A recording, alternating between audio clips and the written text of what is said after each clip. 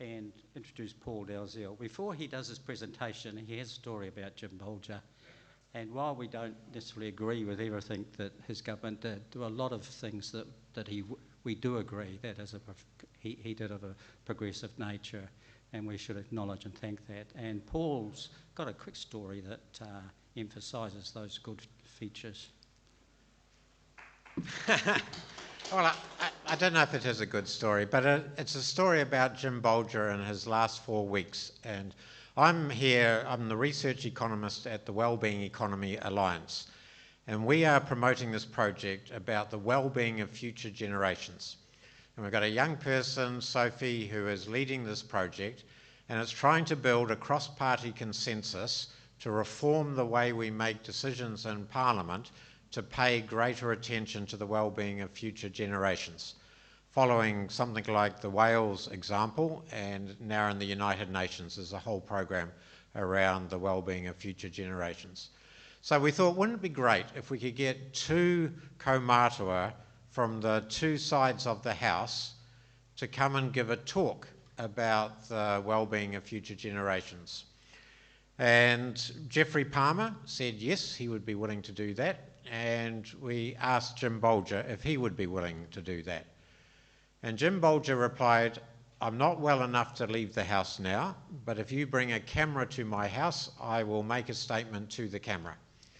And so that's what he did. And it was a very powerful statement. And it was broadcast at a gathering in Parliament where there were representatives from every party, large cross-section of the young MPs, and it really launched the momentum of this project in Parliament. So for that reason, I'm willing to stand and honour Jim Bolger for a moment's silence. So I don't need to introduce Paul. You've seen his background. He's done a lot of work in the economic field, based at Lincoln and other places. And I'm very pleased to be able to welcome him. And over to you, Paul. Thanks for coming. Thank you very much. So let me begin with a little mihi. Inga rangatira mā, tēnā koutou katoa. Kei te mihi hau ki te whenua o tēnei takiwā. Kei te mihi hau hoki ki te mana o Ngāti Whātua o Rāki. Toi tū te mana o te whenua, toi tū te mana mō te haki, toi tū te tiriti o Waitangi. Kia ora tātou katoa. So, there we go. I thought I'll get thrown out at this point, but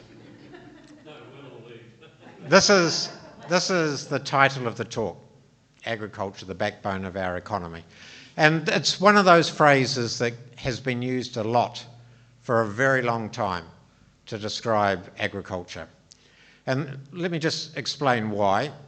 So we're a small trading nation falling off the edge of the Pacific. And our exports are 2 major types. So we export services, and that's things like travel and transport. Think of Air New Zealand, business services and some other services. But the bulk of our exports are goods, merchandise trade we call it. So primary sector and other goods, leaving our wharves and airports and so on. And of the export of goods, 70% is from the primary sector, agricultural exports, forestry and so on. So 70 times 70%, just about a half of our exports comes from the primary sector, from agriculture. And this is growing. So 49% today, 10 years ago it was 44%, and 20 years ago it was 36%. So the primary sector is driving the export-led economic activity of Aotearoa New Zealand. And it has expanded quite dramatically for agriculture. I mean, there's not many countries that are exporting more and more agriculture over the decades, but we are. So in 20 years, we have doubled from $25 billion measured in today's dollars to 50 billion today. So that's a big factor. All right, so that's why I'm talking about agriculture. This is why people talk about it as the backbone of the Aotearoa New Zealand economy. I'm now going to give you some history of where agriculture was born in this country in colonial times. I'm going to talk about a transplanted ecology. They're in quotation marks.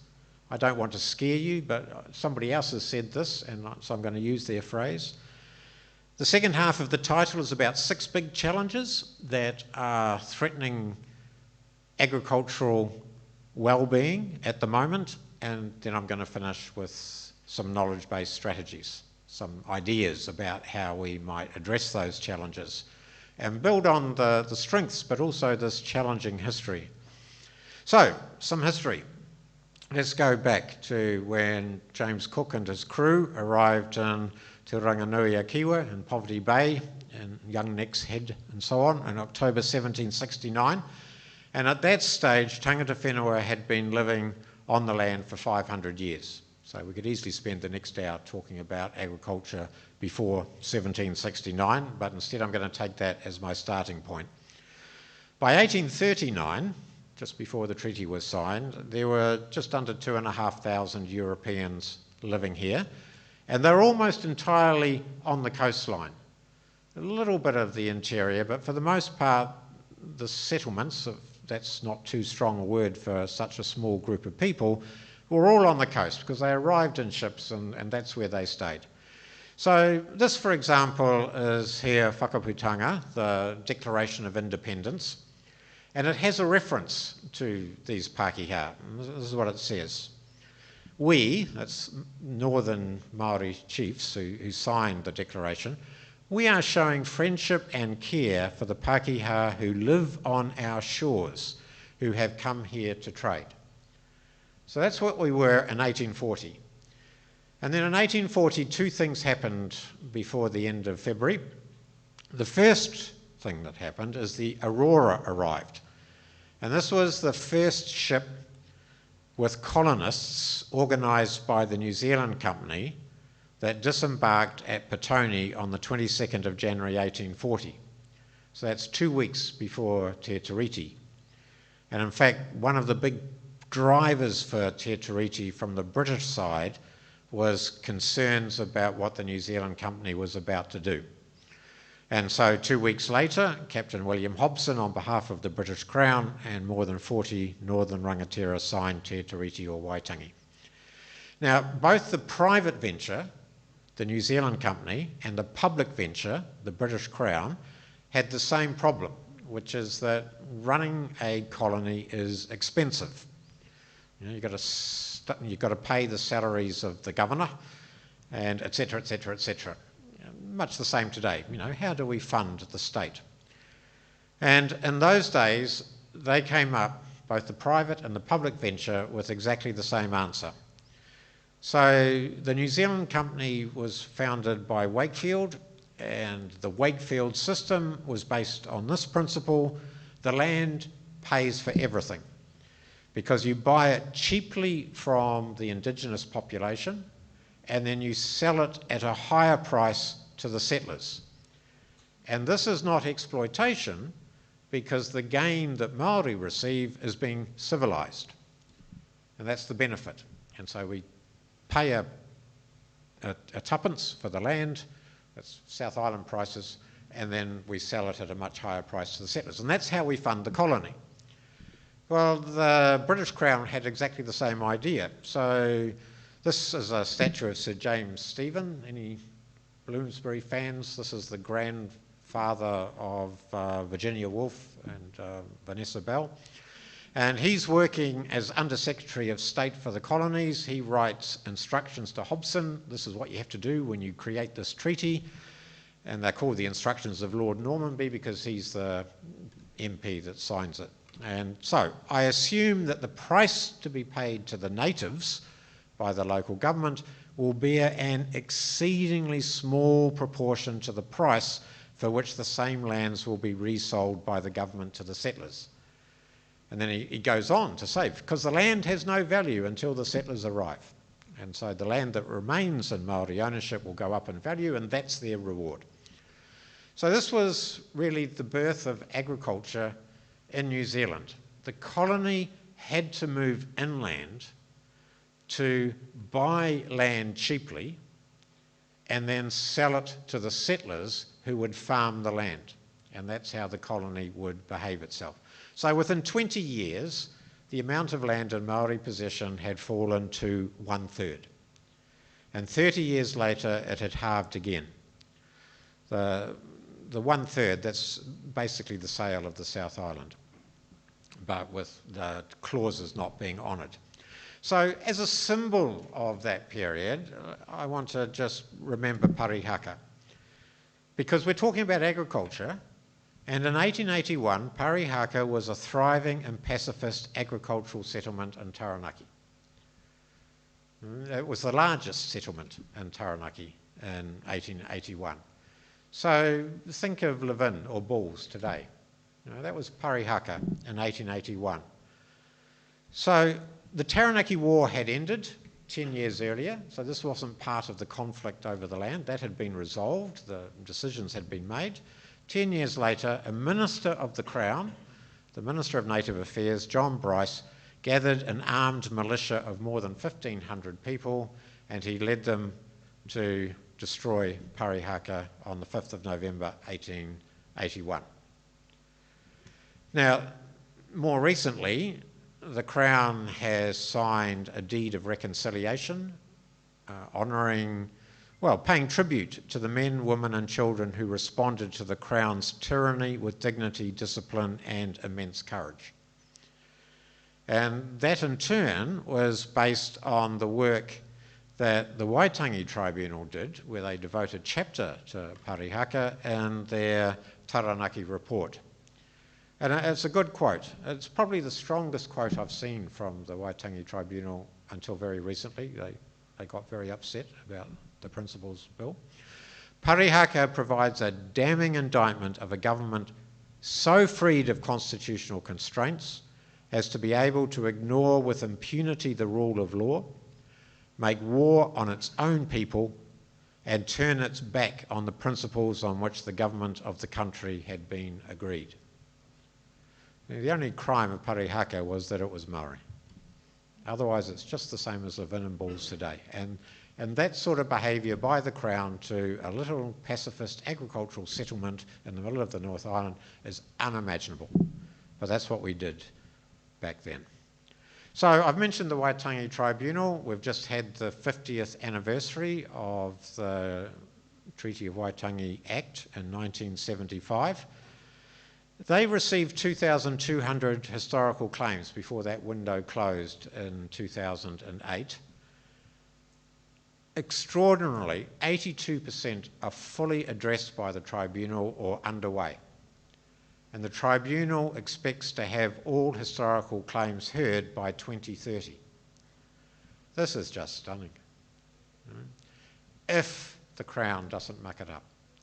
And at the moment, you hear the Crown talking about ending the tribunal. It's launched an inquiry, a review into the tribunal as we speak. So we are so close. And one of the features is that although farming was at the heart of land alienation and colonisation, the farming sector has been mostly a bystander in the settlement process. It's entirely a conversation between iwi, hapu and the Crown. And because the tribunal was not allowed to address private property, the farming sector has not had to engage in any way. And I think this is sad because there is some reconciliation to be achieved in this space because it was so important in our colonial history. Now, there are authors who are beginning to write about that relationship. So in 2021, two academics, Hugh Campbell, who's at the University of Otago, and Richard Shaw, who's at Massey University, they both wrote books about family farms and their family trees. And it's moving to read the different stories. So Hugh's family has got 6 family farms, and they're all different. Richard's had 3, including one very close to Parihaka. One of Richard's ancestors was in that party who invaded Parihaka. So he's reflecting, well, what does that history mean for me today? And this year, Catherine Knight has has written a book. Richard's written a second book in which he talks about the reaction to his first book, and it's called The Unsettled.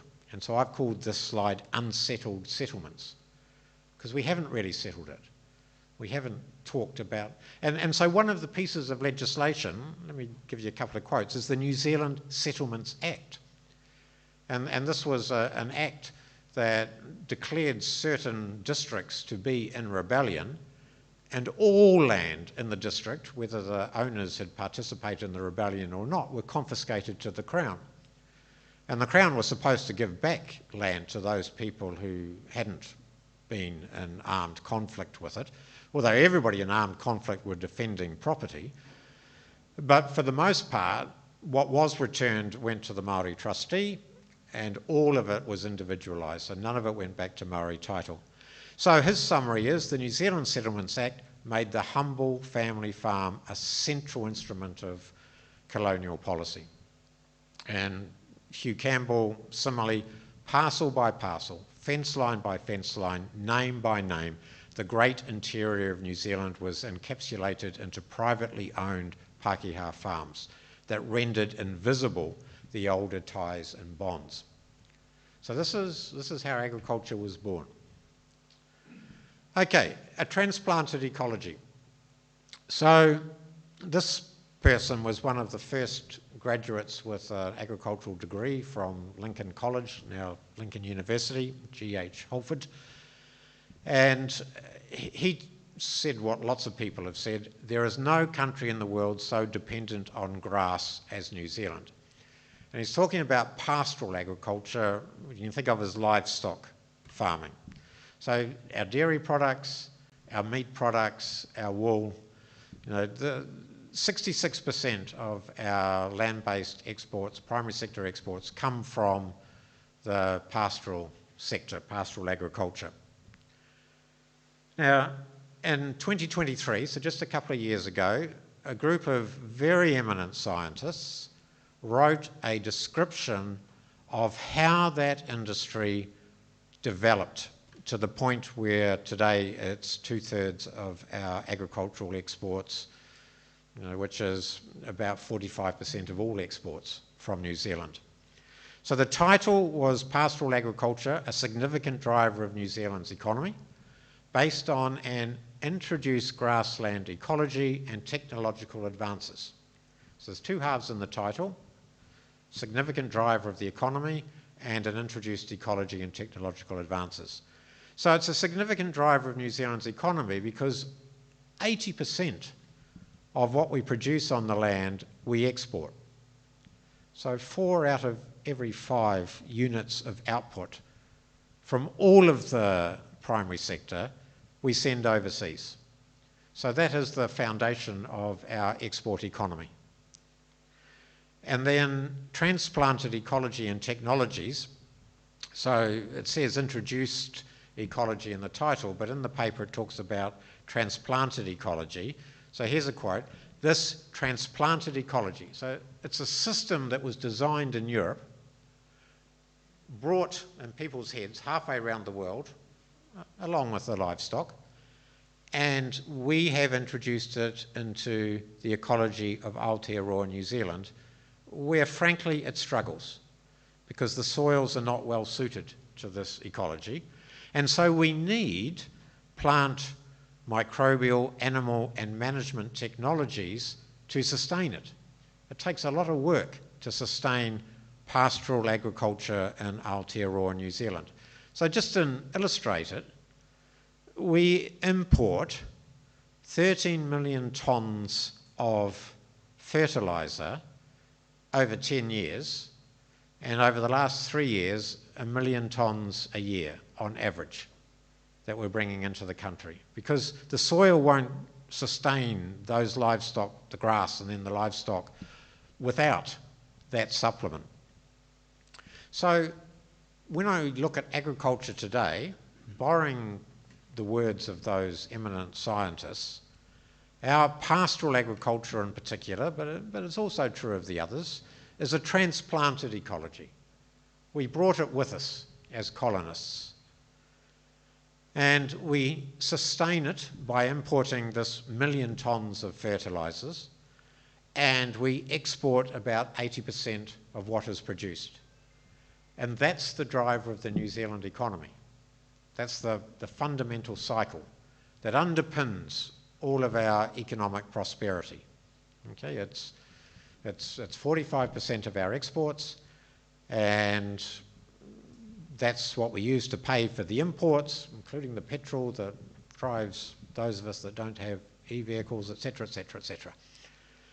And all of that is on colonised whenua. So it's quite a fragile backbone for all of its strength. And this is what Hugh called it invisible worlds. You know, we just don't see it. And unsettled memories, we don't talk about it. So what do we talk about? Well, what we talk about is going for growth. So I showed you that slide that the sector has been growing. Well, that fits very well the government's economic policy at the moment, which is based, I'm just trying to say, is it almost exclusively or is it exclusively? You know, laser focused on going for growth.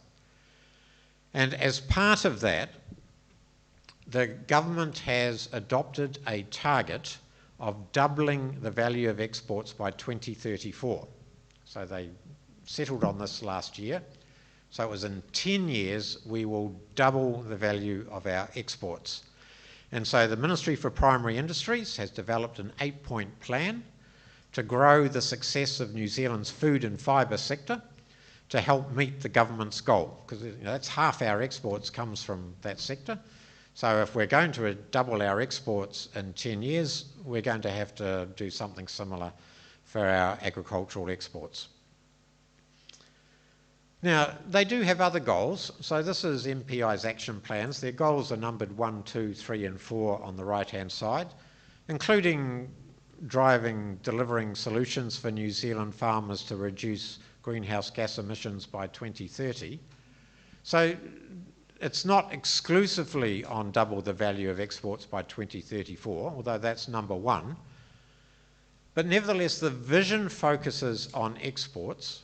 It talks about we'll produce the world's most trusted provider. So we're providing food to the world. And its mission is to grow the value of New Zealand's food and fibre exports.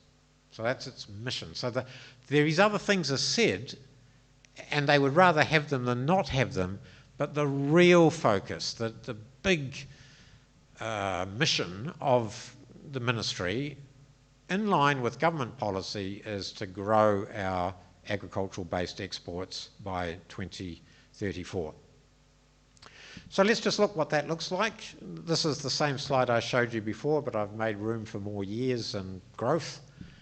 And if we double this in 20 years, by 2034, we're just aiming for 100 billion in round figures, depending where you start, but I'm taking the little trough last year. And as you can see, the speed at which we have to grow is a lot steeper than it was. And what we achieved was quite remarkable. You know, countries by and large do not increase their land-based exports as a general rule. New Zealand is exceptional in that space. So to double primary sector exports by 2034, that's the official target, New Zealand farmers will need to achieve twice the increase they achieved between 2003 and 2023 in half the time. So they've got to go 4 times as fast. And this is just not realistic, in my view. I can't think of any way that could happen. And not only because that would be such a radical departure from recent trends that were already very high, but it's because there are some major storms on the horizon, some major challenges that we should think about. So I'm going to talk just briefly, 2 slides on each one, about 6. And the first is the extreme weather events. So extreme weather events, when they occur, can cause huge amounts of damage in the space of a week. So this was Cyclone Gabrielle, and the price tag in the middle of that is $14.5 billion. You know, lives were lost, communities were disrupted, land was washed away. And so thinking that we're going to continue to grow cheerfully when extreme weather events like these are becoming more common seems wishful thinking. Treasury have done an assessment on the implications for the government's fiscal position, its revenue and its expenditure, and it's very pessimistic. You know, after this report, which was just a couple of years ago, there was serious conversation that's carrying on about how much can the government continue to bail out communities after extreme weather events. You know, $14 billion and what, every 3 years? It wouldn't take long to drain the Treasury at that rate. But I want to show you this graph. This is from the report. Oh, stop, come back. This one, extreme weather events. Now, this is a graph. It's not your eyesight, it's just the biggest I could make it. It shows the payout by insurance companies for weather events. So it starts in 1968, and that was a big one. That's the Wahine storm. Okay, so the Wahine storm, we lost a ferry. Now the minister just tweets and we lose lots of ferries, but in those days it took a big storm. And it was big. And for a long time, every now and then we would have a big storm, but it was every now and then. Most years there was a little bit of damage, but we could cope with that relatively easily. And some years there was none at all measured on that scale. Look at the last 5 years. All of those last 5 years are as big or bigger as the Wahine storm. We have had 5 Wahine storms in terms of insured damage in 5 years. And so the climate crisis is not coming, it is upon us.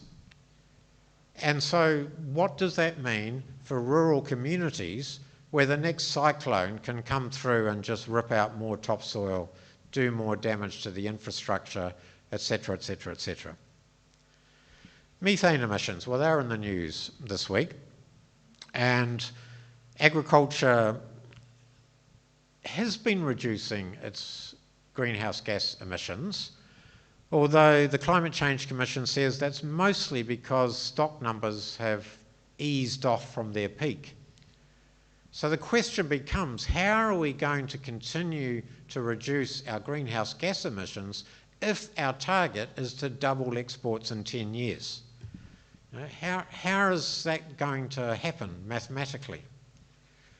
And we are becoming more efficient. You don't have to double the number of animals to double the amount of output these days. But nevertheless, doing that without any increase in animals, it's putting a lot of weight on technological advances. This is the hope. And so the Climate Change Commission, it says our emissions budget period 3, there's significant risks that we're not going to meet our targets. Well, you know, the government has just relaxed the targets and it's taken off tax from the table. So, I mean, the Commissioner was quite right. We're not going to meet the old targets, they've gone. But even the ones that remain, okay, how are we going to achieve that? And there's a whole story around if we take the methane off the table because it's such a potent, short-lived greenhouse gas, the burden on other sectors through the carbon emissions grows more than proportionately. So there's got to be compensation found somewhere else, and I don't know where. Okay, the third big issue is water protection. So our waterways are struggling at the moment. You know, in Canterbury, the size of the dairy herd has increased 5-fold. Okay, so all of those extra cows producing nitrogen and phosphorus through the fertiliser to grow the grass, etc., etc. So here's a graph of nitrate leaching by animal type. This is Statistics New Zealand. It's one of their key wellbeing statistics that it monitors. And as we've increased the number of cows, the amount of leaching has increased. So, our waterways are in trouble. Consumer expectations. I chose this source because it's a joint project by Beef and Lamb New Zealand and New Zealand wine growers. And they've commissioned this research from overseas, looking at the United States, the United Kingdom and Germany. And in all three countries, consumers were willing to pay 20% higher for food that they trusted to be sustainably produced. So New Zealand has a good reputation in that space. We've been working hard to maintain it. But if we double the amount of outputs from our introduced ecology, how long can we maintain that? And 80% of New Zealand exports by value are going to countries that in April last year had mandatory climate-related disclosures either in force or being proposed. Now that number's fallen back a bit because the United States aren't making the same demands as they did.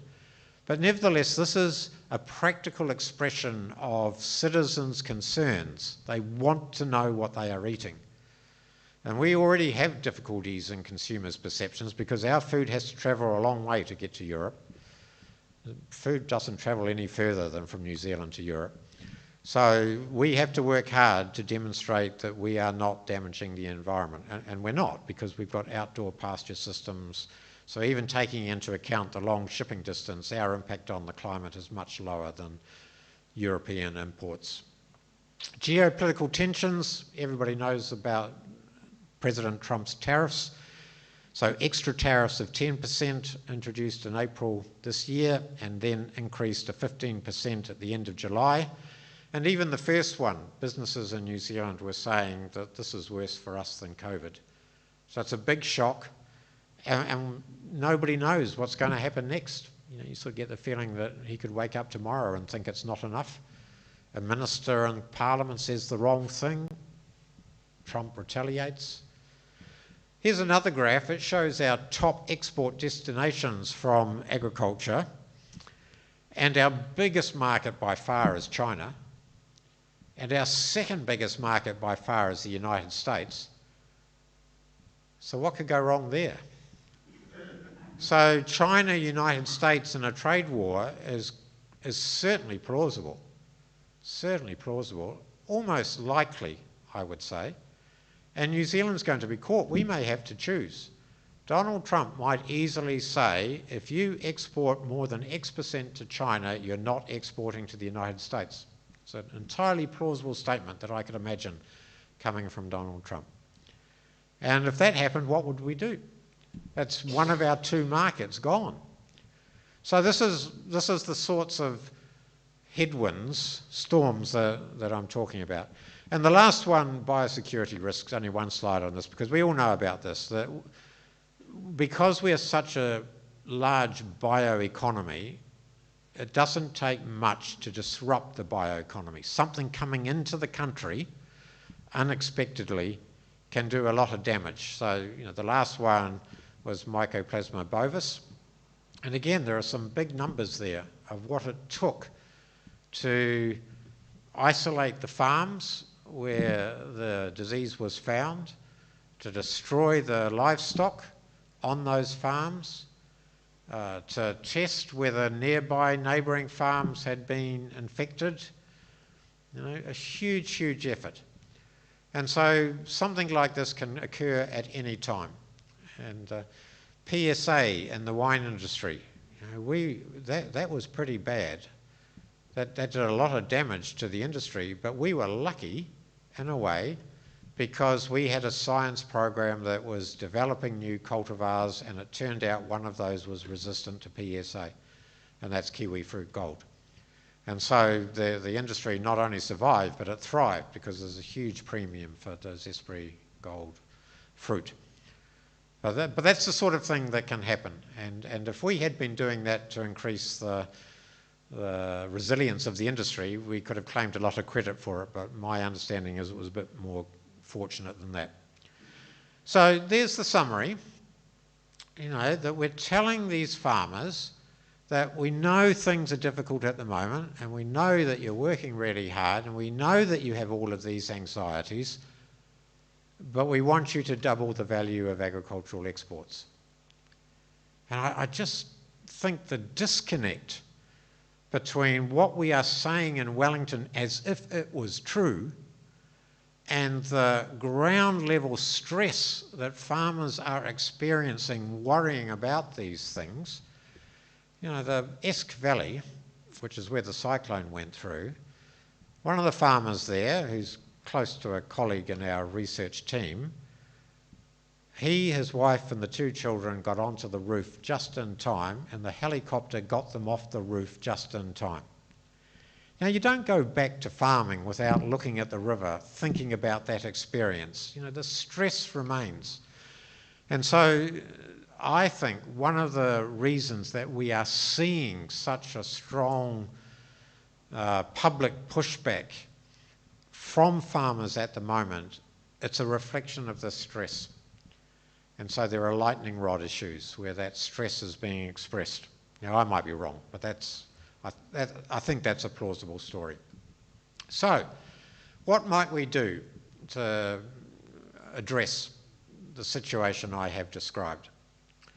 And I'm going to draw for this section on a recent group that's been formed called Future Farmers.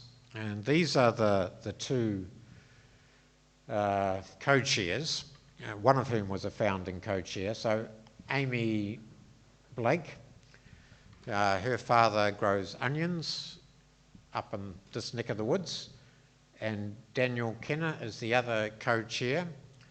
And they were thinking about some of these issues that I have been describing, and they wanted to start a movement of young people in farming or connected to farming to create a safe space, I'm quoting their words, where people could talk about their anxieties and their hopes, about the ideas for a better future, about aspirations for what we can do in this country in our food and fibre sector.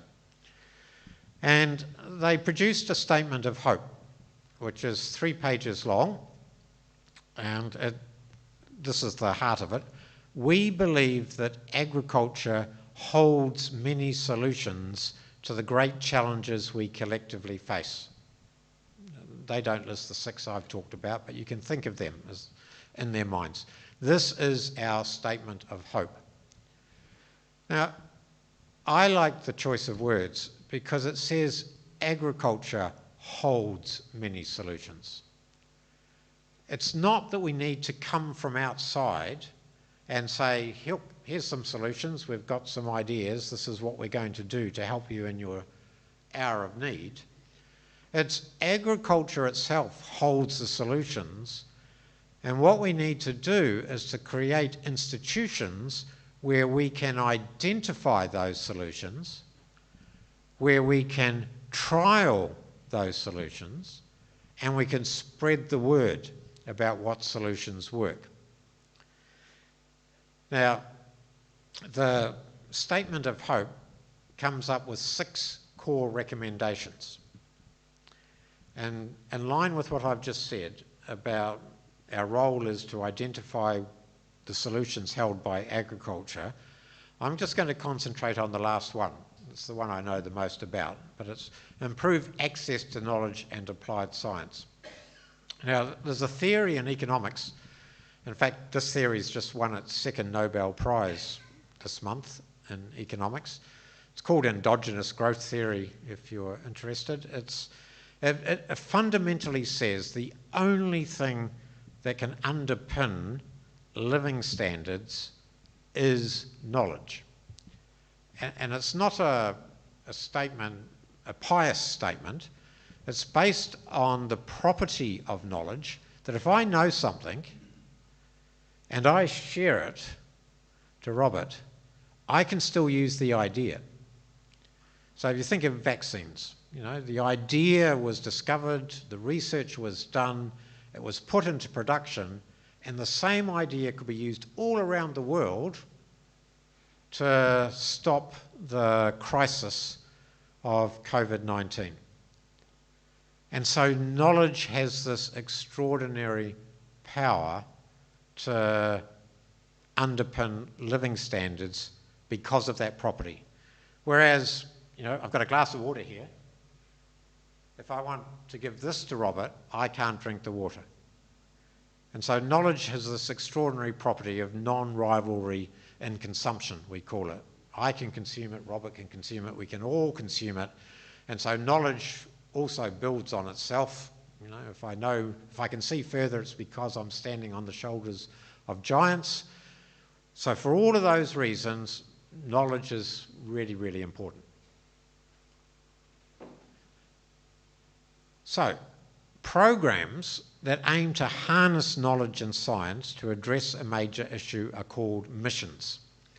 So we call it mission-led science, is another term that you'll come across. And the grasslands revolution that I described at the beginning of this talk can be seen as a mission.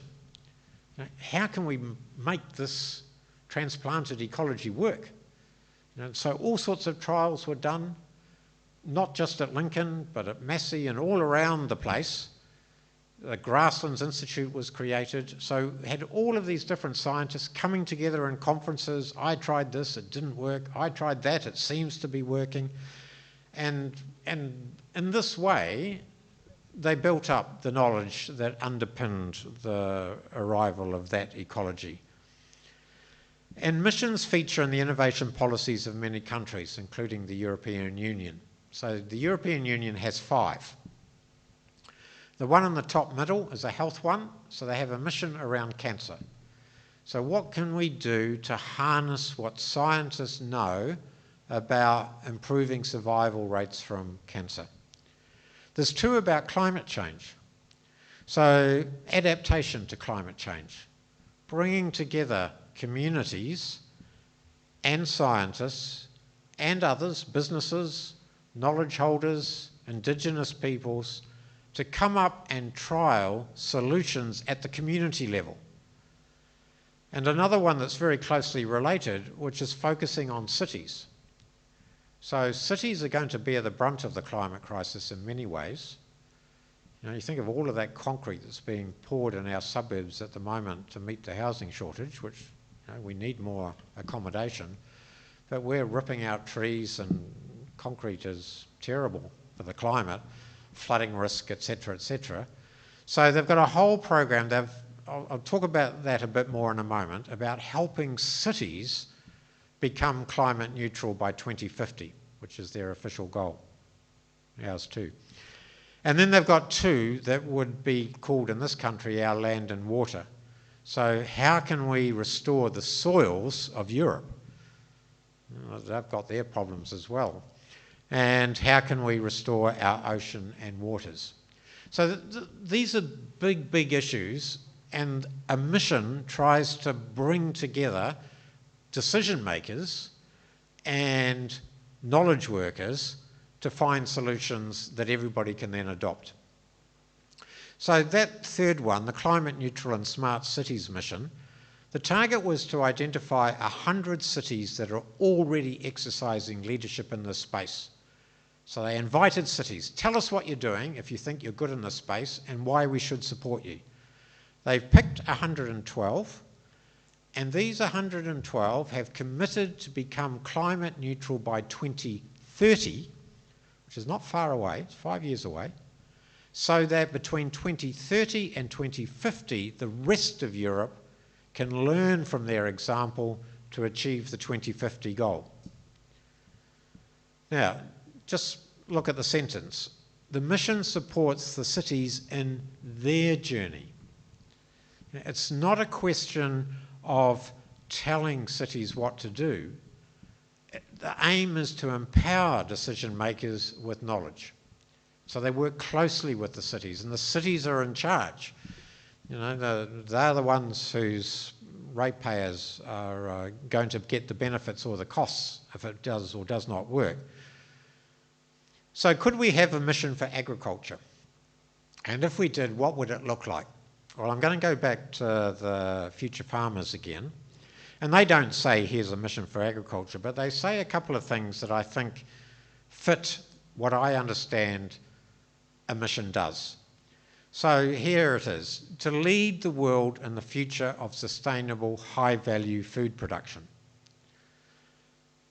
and to turn market signals into long-term value for our farmers and communities.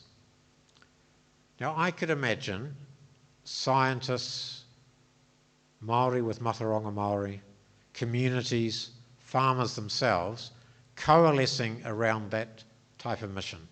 What can we do to produce sustainable, high-value food? What can we do to create strong, sustainable, resilient, prosperous farmers and communities? And sectors, at the sector level, so don't think of the individual farmers, but think of the industries, the sectors are embracing this.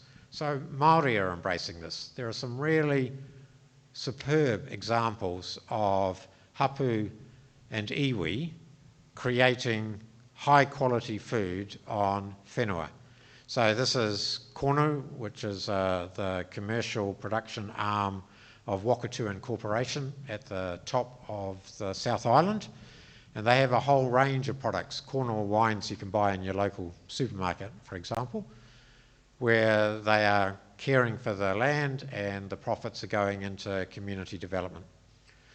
Zespri has always had a strong sustainability element to their brand, and under environment, climate change is a big part of it. So there's no fear in Zespri about climate change. They embrace it. It's part of their story. Part of their success is that we are reducing greenhouse gas emissions in our transport systems. We are reducing our use of sprays on orchards, and here's the documented evidence. The wine growers have created a label called New Zealand Sustainable Wine Growing, or Sustainable Wine Growing New Zealand, SWINS it's called. And climate change, again, is the first of the themes that they report on to their customers. 95% of the industry have signed up to that label.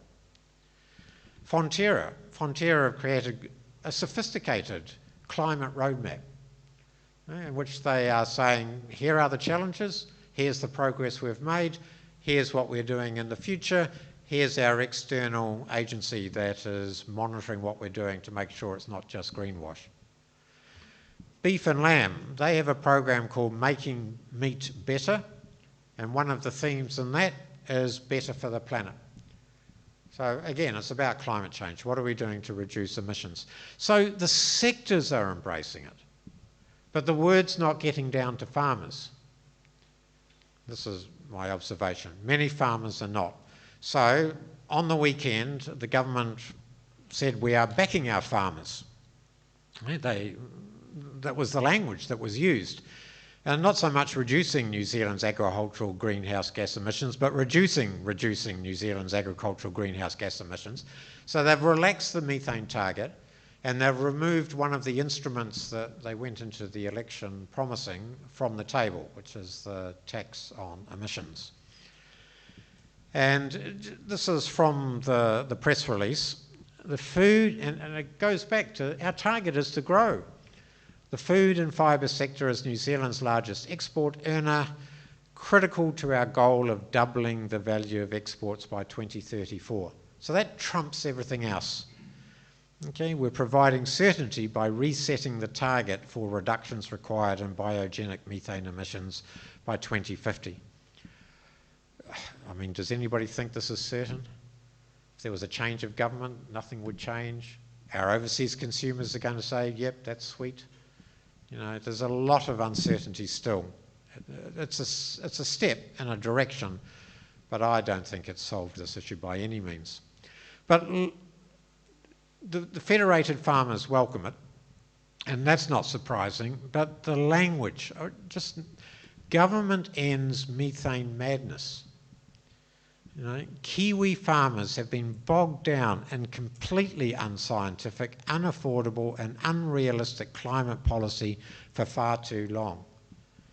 Now, this is not a conversation. This is about who can shout loudest. And as I said before, I think it reflects the stress that farmers are under that they want a champion. And they want a champion to demonstrate they are on their side, backing our farmers by taking concrete actions, whether they are going to have the desired impact or not. Here's another example. There's a bill, it's a private member's bill going through the House at the moment. It's almost certainly not going to go anywhere, but Federated Farmers support it. And this is the woke banking bill, as its popular name. And this would make it illegal for banks to turn down loan requests based on, quote, any climate-related reporting standard issued by the External Reporting Board. Now, the External Reporting Board is not some radical left-wing think tank. Now, these are a group of accountants who are thinking, let's try and use a common language so that we're all talking about the same thing, and that customers can understand that, no, you are a big risk because of this standard. We all know what we're talking about. It's a major tool of risk assessment, and Parliament is being asked to take it off the table. That the farmers should be able to borrow money to build on floodplains, and the banks aren't allowed to discriminate against them because it's an environmental issue. So I think, to my mind as an economist, this is a very strange place to end up, and again reflects the stress, the anxiety that people are under.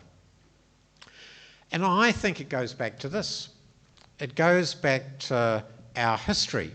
Now, I'm not making a moral judgment when I say this.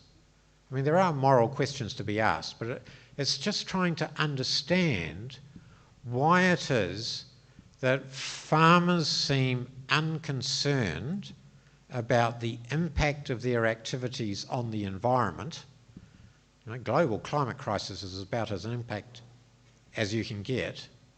That they're relying on the government to protect them from the consequences of their actions on the climate, and that they are looking to technology, so methane inhibitors being developed at a greenhouse gas research centre in Wellington, as the solution. And the Climate Change Commission says these are credible ideas, but they may not work, and if they don't work, there's no contingency plan. But that story is the same story about how farming started. We had an implanted ecology that we put here without regard to the consequences for tangata whenua, whose land we had dispossessed. And it was the role of Parliament to lead that dispossession. And it was the agricultural scientists who created the grasslands revolution that found a way for the transplanted ecology to work. So when something like the climate crisis hits us, I think they go back to that habit of thought, that we rely on government to protect us from that bad thing, from what we are doing, and we rely on scientists to find a technological solution to what has a fundamentally deep ethical component. And yet change is happening. Individual farmers are doing amazing things. So the QE2 National Trust, you can make a covenant with this trust, and a section of your land forever is held in conservation reserve. And there's been 5,246 covenants entered into since 1977, most of those on sheep and beef farms. And at the regional level, the Landcare Trust is showing catchment groups how you can regenerate vulnerable parts of your local ecosystem by planting native trees, by managing predators, by monitoring the biohealth, by restoring wetlands. So this is being embraced by farmers who are saying, we're getting outside of our sector groups, we're meeting farmers from different industries, we're sharing ideas. So this, I think, is another area where there is positive change. Okay, so let me conclude. 5 minutes, so very good. A backbone must be strong. And when we say that agriculture is the backbone of the New Zealand economy, I think we immediately think strength. But a backbone also has to be flexible. You think about what your spine does. You know, not only forwards and backwards, sideways, rotate, both at the same time. You know, it does amazing things, your spine, because it's flexible. And it has to be supported by powerful muscles. It can't do the heavy lifting on its own. You know, bend your knees, not your back. So, in the same way, agriculture must be flexible to prosper in the face of some overwhelming challenges. And investing in a monocultural transplanted ecology is not flexibility. So this is something that I think farmers know. And agriculture must be supported by scientists and other knowledge holders to co-create practical pathways.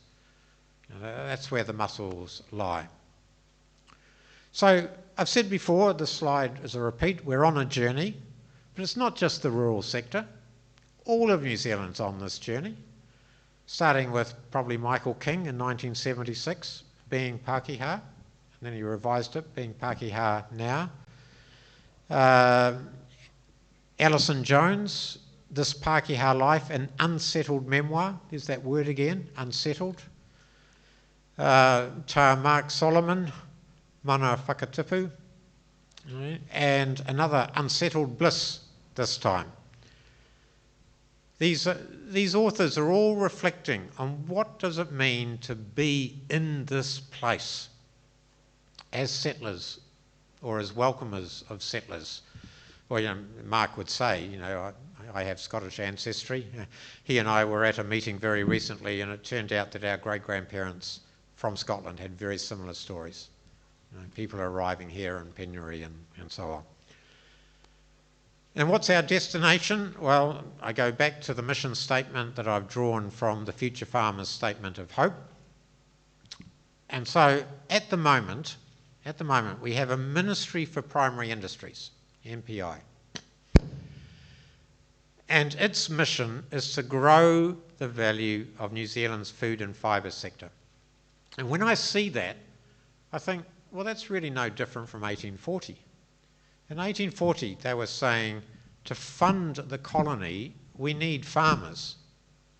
And now we're saying, to fund the welfare state, we need to double agricultural exports. And in both ways, we are using agriculture to promote the state. I think eventually farmers will wake up. But an alternative would be to draw on the Future Farmers language to support New Zealand's quality food values and rural communities. That could be our mission, our purpose. You know, the primary sector is a means to that end. Like the whole economy should be the way that we exchange time with each other to promote well-being. It's the same in the primary sector. And so I would suggest, this has happened in Europe, and I suggest we do the same here, that we change our Ministry for Primary Industries into a Ministry for Food and Rural Communities. Because that's the purpose. That's what we're trying to achieve. I ngā rangatira mā kua mutu taku kōrero, tēnā koutou, kia ora tātou katoa. 30 seconds to go. I hadn't seen this before, and it's great, okay? Just one small point. I asked our secretary to send out 2 articles just recently, and one of them was a report on the European city that had been awarded the prize, this year's selection of the 110. Yes. And it was a report from the EU about what they had done to deserve that. So that's one example of how we could develop a program for encouraging cities. There's really is really allotted, which we can pick up. So, first question. And we've got problems with our remote, so we're going to use this one.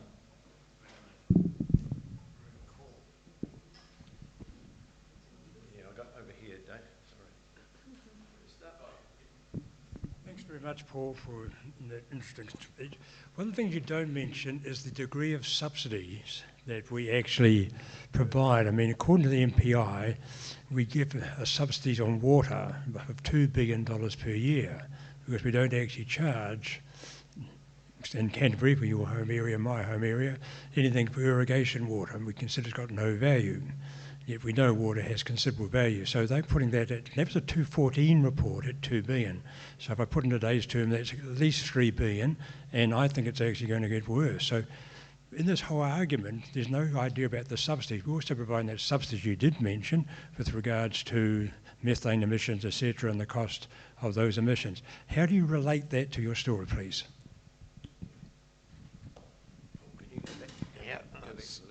So the first, I've got to go back, do I? Okay. The first question is,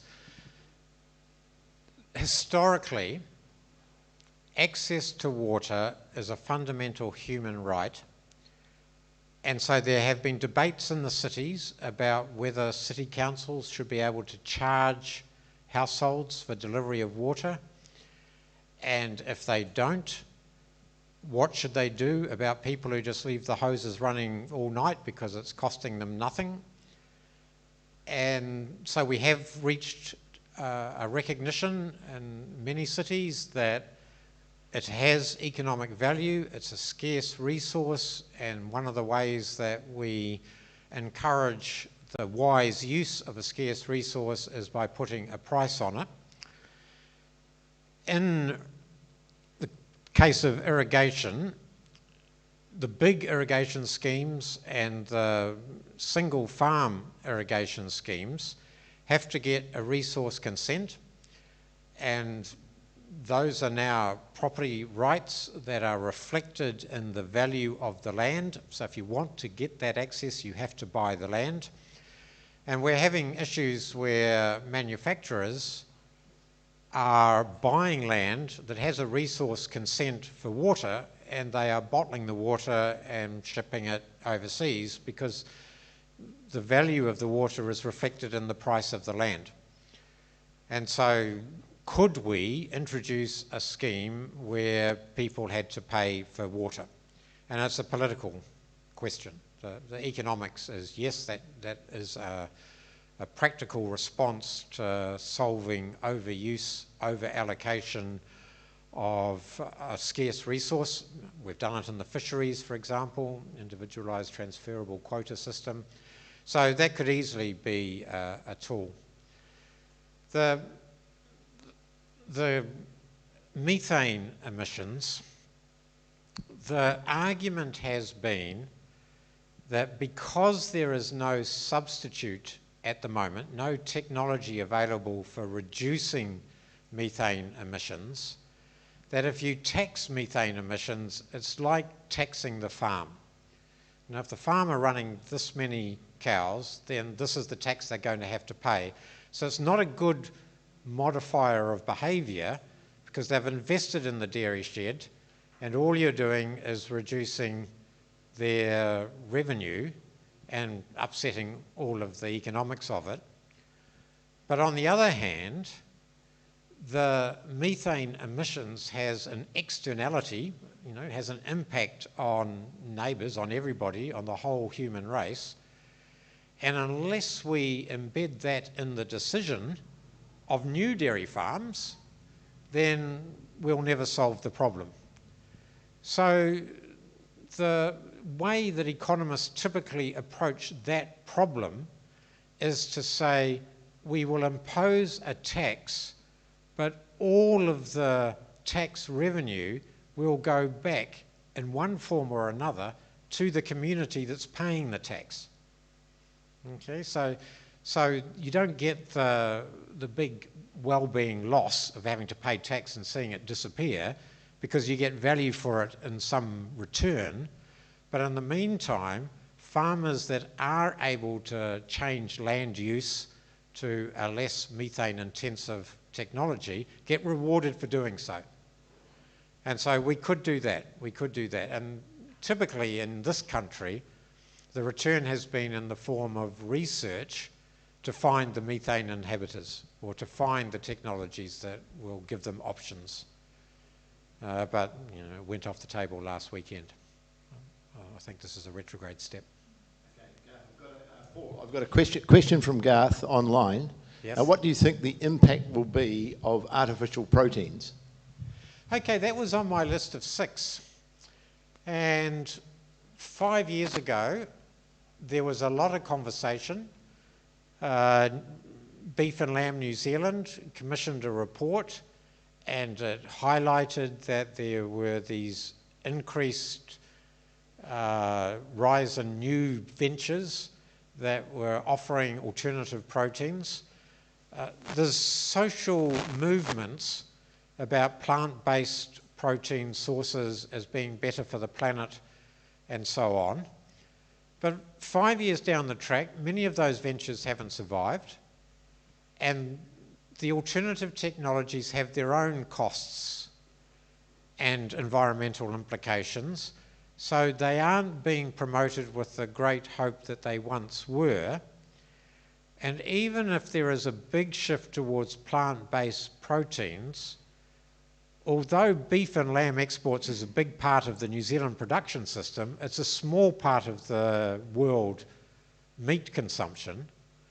And so beef and lamb are well placed to continue to provide red meat as a luxury product that you're not eating every night, but special occasion, anniversaries, something like that. Beef and lamb from New Zealand could be your premium product. So it doesn't have the same weight as it did 5 years ago. And that may change. I mean, science is an amazing thing. It's certainly on the horizon. It's not something we should turn a blind eye to. But I don't think it's on the same scale as the problems that I did list right today.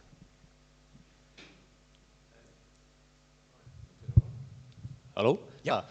I actually have 2 questions, completely unrelated, so one at a time. You've described extremely well how New Zealand's agriculture developed historically, basically because we had colonists from Europe in a temperate climate, and they knew that stuff and they made it work here.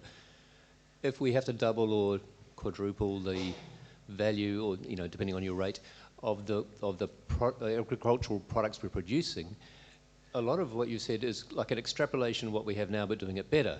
Yes. Double the value of the beef or whatever.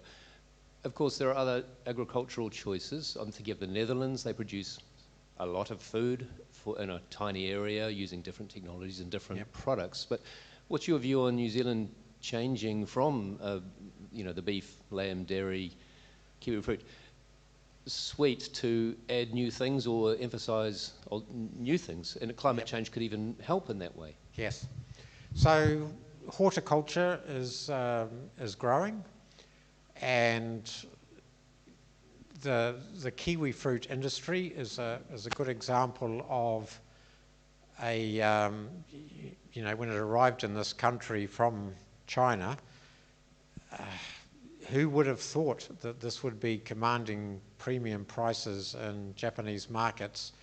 And that hasn't happened by chance. The Zespri is very closely connected to their consumers. In Japan, they like a sweeter, bigger fruit. That reduces the yield from orchards, and so they had to incentivize their growers to produce the kiwi fruit that the Japanese consumers were willing to pay a premium for. They're getting something like 3 times the world price for the kiwi fruit commodity, based on understanding their consumer and incentivizing their growers to deliver what the consumer's willing to pay a premium for. So I think there are great opportunities in that space. I wouldn't want to try and guess what those opportunities are in detail, but the example of a mission approach is that you would want to support pioneers, innovators, with a track record and a good idea, because the knowledge they create in the process of the experiment can then be used by everybody. So there are benefits to everybody that the original entrepreneur deserves to get some reward for. And so one of the challenges I think we face is that we have tended to rely too much on telling farmers, you have to reduce your emissions, rather than reducing your emissions is creating value for the global community. How can we reward you for delivering that as part of your suite of outputs from the farm? And I think that's another aspect of your question. So in Europe, a lot of the expenditure from Europe to farmers now under the Common Agricultural Policy are actually payments for ecosystem services being managed by farmers on their properties. And not all farmers like this, because they think farming is about producing the food and fibre, and they don't want to be conservationists in a paid role. You know, that's something else's job. But nevertheless, others are very keen to embrace that if they are providing something of value to the global community, they should be rewarded for it. Oh, that is shot. Tēnā koe e rangatira. Kia ora. For your kōrero. The word backbone, I assumed would include the tax benefit to the country from the economy. Yep. And I don't know if you've read Lisa Marriott and Mike Joy's paper that found that farming contributes 0.5% of the entire GDP of New Zealand in taxes. And I'm wondering why that conversation isn't being had. Yes, I don't know that paper, but I'll follow it up. The agricultural production economy is about 5% of GDP, but the processors doubles that. You know, so that brings it up to 10%, and then the ancillary industries. You know, you think of those milk tankers going up and down the rural roads. That would bring it up to about 14%. So, No, they're including all of okay. the 0.5%, not 5%. No, I know. Yeah, that's what I heard you say, 0.5%. So, as I say, I don't know the paper, so that gets to your question, isn't it? Why don't we talk about that more? Well, it's because people like myself don't know about it. So I'm surprised, I'll say, but I've been surprised before. You know she's one of our eminent tax professors. Yes. Yeah. Thank you. Yeah, can I make a point that I've got a feeling that the farming community, particularly as represented by federated farmers, are in a moment of time where they think they can give the finger to us in a way where they are able to tell us to pay the price of butter that they can get from the most expensive supermarket in America. Yes. When they're able to tell us that they've got a government which backs them on reducing emissions. And I had a discussion recently with a friend who told me that we were talking about our favourite television programs. And as an urban liberal, I was telling him that my favourite program was Country Calendar. Yes. Yep. And he came back to me and said, "You fucking socialist." Oh. Liking Country Calendar was like liking greenies who sat around all day thinking they can plant trees, rehabilitate swamps, and go for horse rides and have dinners on their patios. And as far as he was concerned, that was not the hard work of a farmer or whatever a farmer should be doing, because they've got to be out there in all weathers, getting a tanned hide. Yep. And so I just got this feeling that the farming community is claiming its privilege, and that privilege is something where they are quite happy to see Fonterra sell off its brands. And we don't get the value of the added product. We are prepared to lose our identity in a marketplace in order for them to maximise a profit somewhere else in the market. They are prepared to see the sawmilling companies go into liquidation, and while all of our timber gets sold off as raw product. And we end up in a position where that welfare economy that we're after is just a degrading urban myth.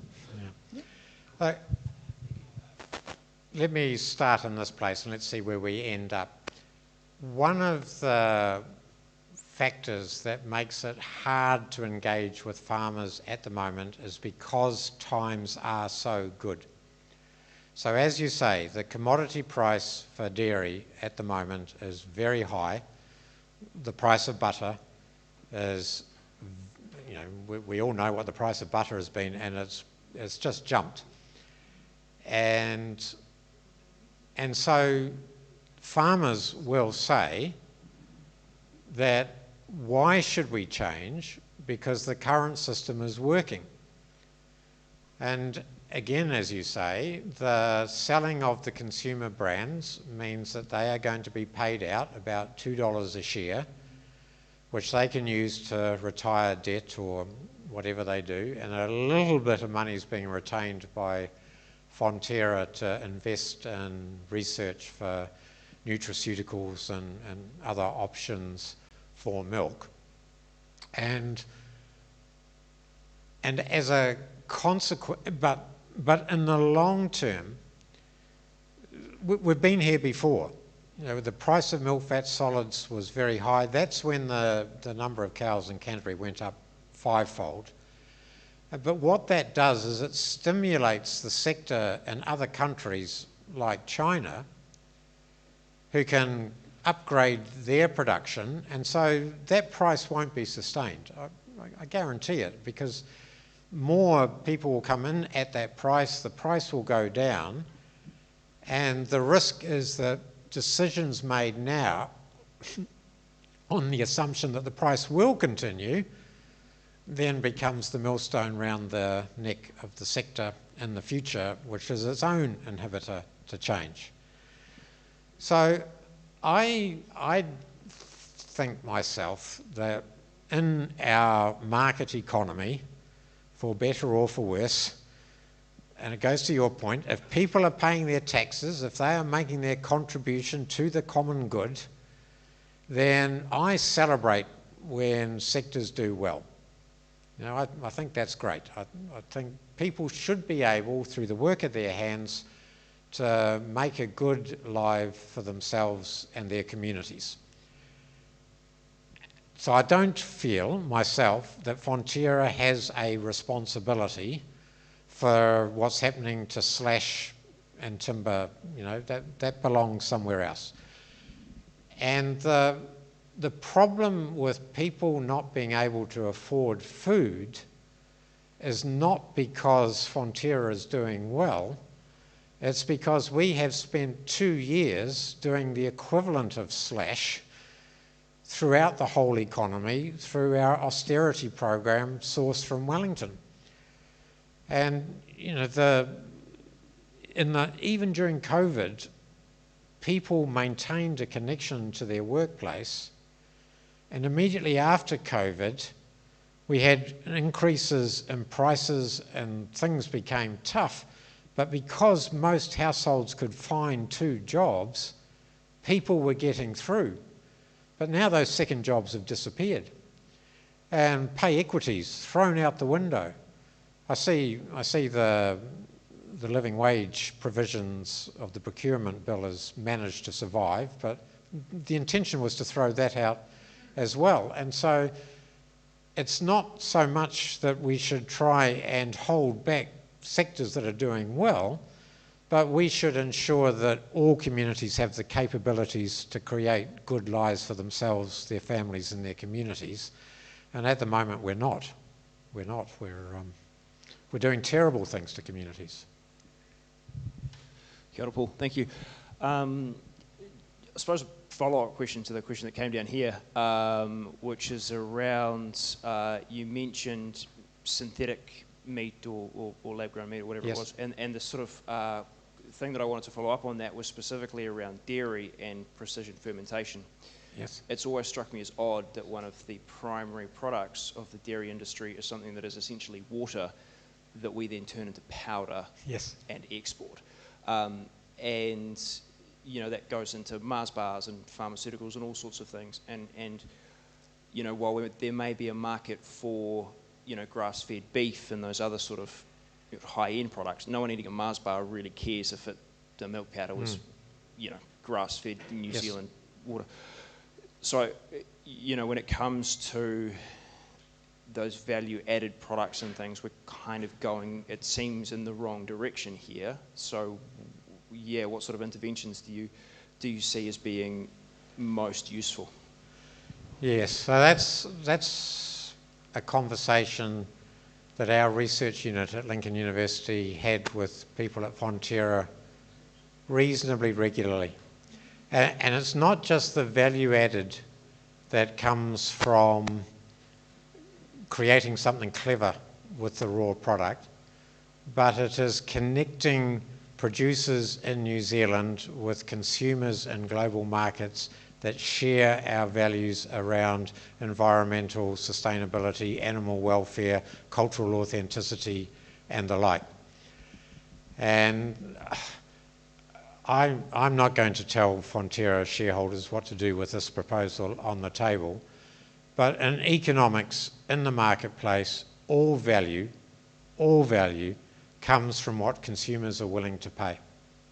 And at the end of the day, that you can do what you like, but if, in an economic sense, if you can't find a consumer willing to pay for that value, then the price, here's an economist telling you that I know the price is zero, but the value is very high.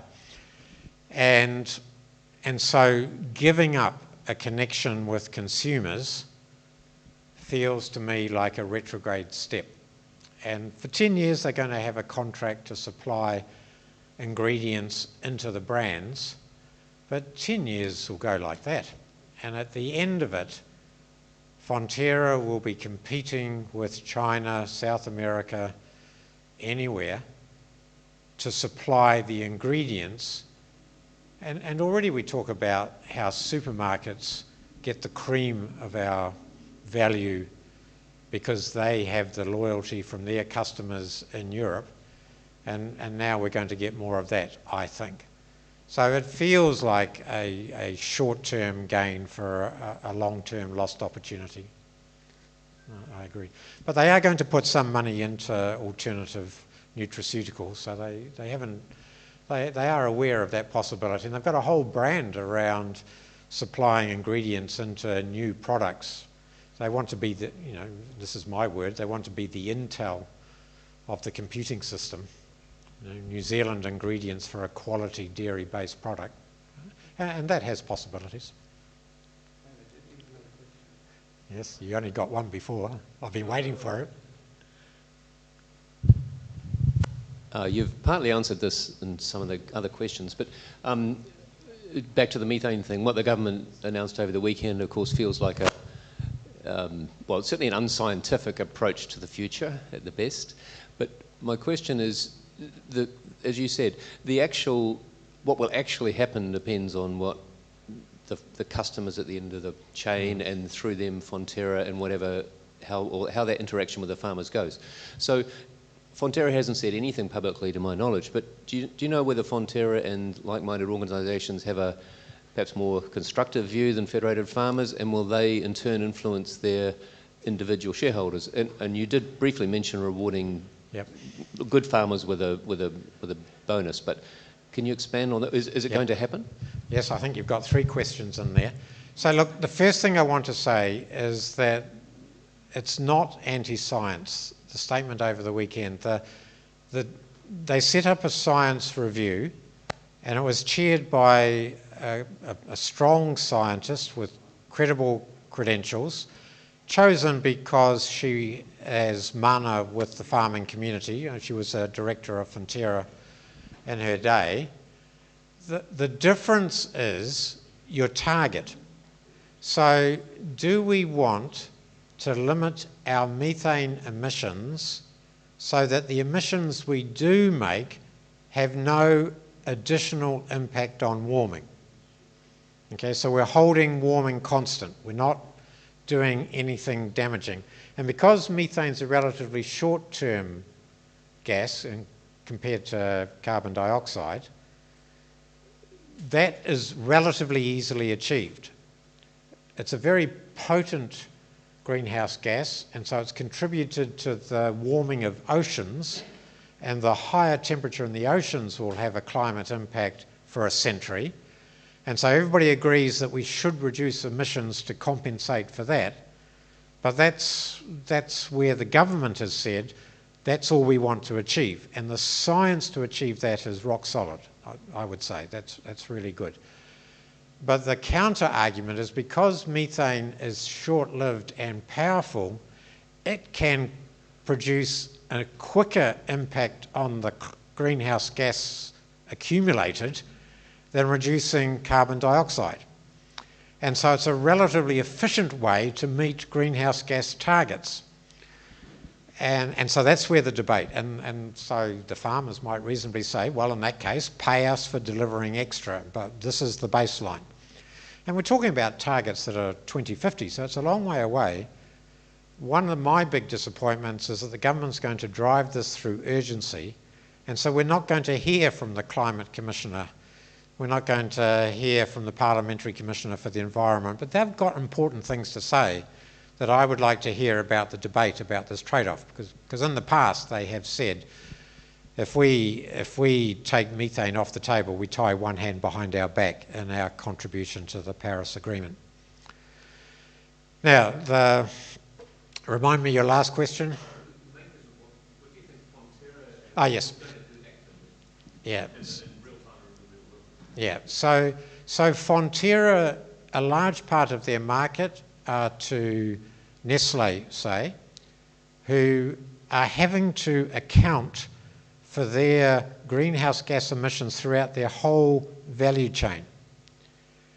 And so they are having to account for greenhouse gas emissions, including methane, in New Zealand for the milk powder that goes into their products.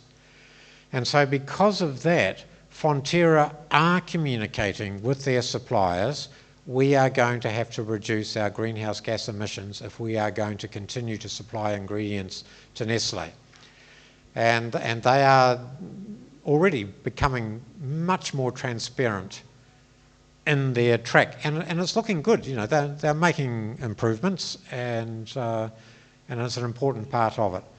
So I don't even think it's behind the scenes. I think Fonterra, it's just a commercial reality that they have to meet the standards that are being set in Europe for food being imported into that country. And under our free trade agreement with the European Union, we're not allowed to do anything that upsets the Paris Agreement to any significant level. So there's that further consideration. One last question. Thank you. I'd like to ask a question about science. Yes. The number 6 on the Future Farmers was about harnessing knowledge and using applied research.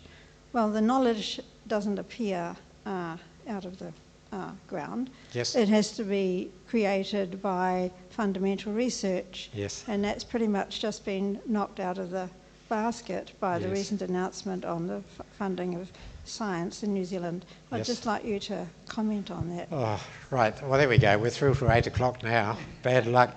So that's why I've retired. So we had a mission. We had 11 missions that had been set up by the previous national government. Stephen Joyce was minister. So 11 missions. Our land and water was one of those missions. Another one was Deep South, and Deep South means Antarctica, and it was really a window into climate change because we learn a lot about carbon emissions over the decades by the research that we're doing on the ice. And they were 10-year programs. They finished 2 years ago and nothing has replaced them. So all of that money stopped, and overall, the amount of money going to the big science funds, not the big science institutions, the Crown Research institutions, but the big science funds like the Endeavour Fund, the Marsden Fund, the Health Research Council, In 5 years, the total amount of funding in those funds has gone down 29%, which is just huge. And so scientists are leaving, people are retiring, and we are losing capability in that space. I think this is very short-sighted. And we're seed funding some new ideas around space technology and so on. But the part of the infrastructural investment, people keep on talking, we haven't been investing properly in roads and so forth, ferries again, if I can go back to them, but the science infrastructure is as much part of economic well-being as the physical infrastructure. And in fact, we've known since 1956, this is neoclassical growth theory, that investment in the science infrastructure is far more important for well-being than the investment in physical infrastructure. And it feels like we have just turned a blind eye to that. I better stop. It's a very sore point. Is that working? No. Thank you. I mentioned earlier that we had distributed a reference to the EU city, a news report from the EU about the city that had been the most sustainable, Green City, yeah.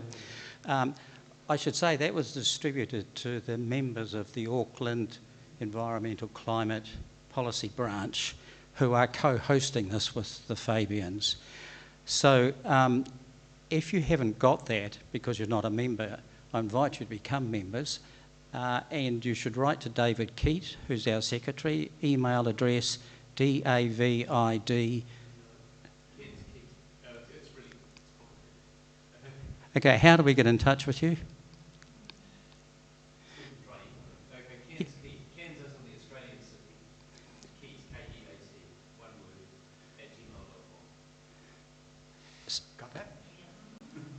Okay. Anyhow, there was a lady who asked a question about a research paper, and we're going to follow up on that, and we'll invite Paul to comment as well. So we'll send that out as well as a follow-up of that. Look, I think it's been a very interesting presentation. It's critical to the future of New Zealand, and it's important that we start to discuss this in a way that breaks down the barriers. I was encouraged to see the list of sectors that are really doing some positive stuff, and it's a way for us, I think, to look at perhaps ways of developing mission statements along the lines that you talked about. And also getting in, find ways of talking with the agricultural sector so that we're not just yelling across the fence to them. So on behalf of everybody here, could you thank Paul, please?